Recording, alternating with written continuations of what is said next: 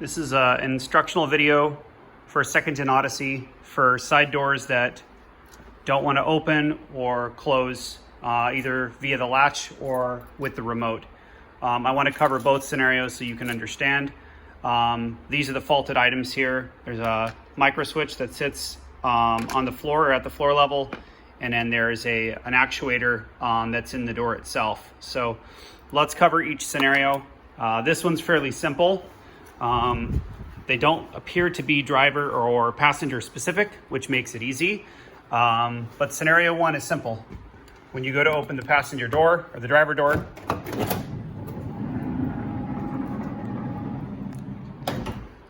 seems to work perfectly fine for the open, but for the close, does nothing. Okay. However, if you close it with the fob, let's see if I can get my remote door. There we go. The door closes as expected.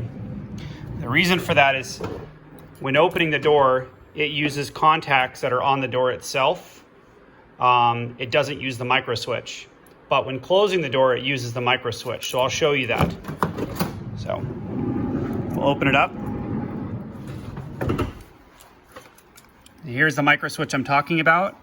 And if you look under here, you can't see very well, but that micro switch is missing. It's been broken off by garbage and whatever under this car. So simple.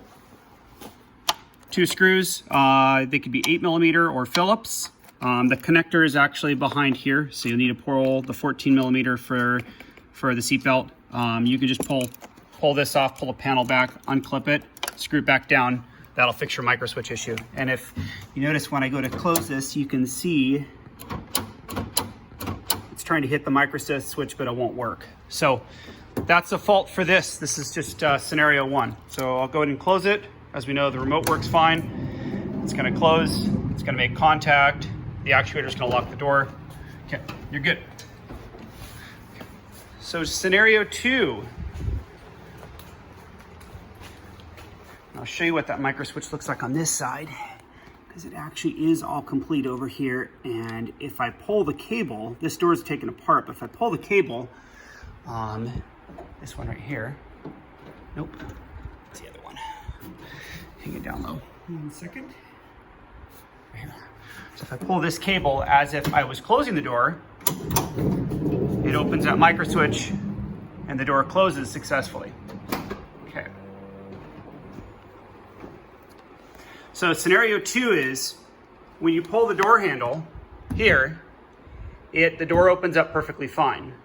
However, if you use the remote, it hangs and then you get the beeping sound. And I'll show you an example. So I'm gonna use the remote here. I'm gonna use the handle as if I were opening it. So actually it's not gonna work because I don't have both handles. But anyways, we'll go ahead and close this the same way that we had before. Okay, and it's gonna lock. But if I use the remote, oops, that's a lock button, sorry. If I use the remote,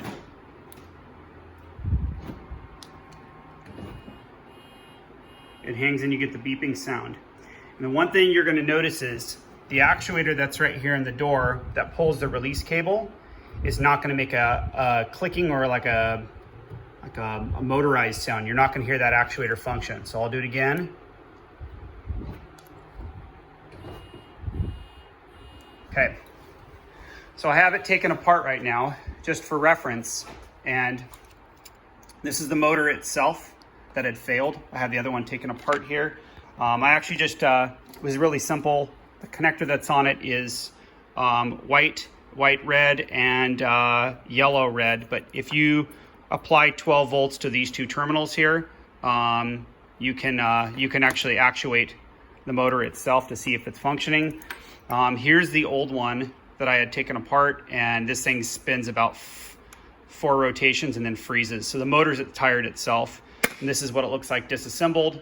I went and I just pulled another one out at the yard, removed 3 screws, 1, 2, and 3, pulled this clip off and pulled off perfectly fine. I applied 12 volts out at the yard using a drill battery and I was able to test this successfully. So I want to show what this looks like actually on the motor itself. So we're gonna dance around for a minute. I don't like to edit videos, so you have to wait with me.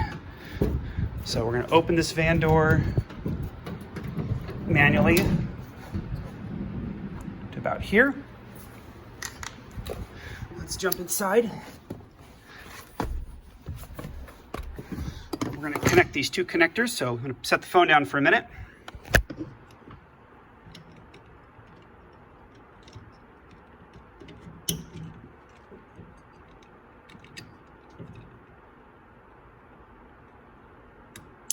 Okay, and then I'm going to close the door manually, and it will lock. And what you want to see when I hit the button, it's kind of dark in here, but you can get an understanding. No dome lights because the switch is off. But what you want to see is when I hit the switch, you want to see this actuator here. It's this actuator here function. And I'm going to grab the remote, hit button 2. Okay.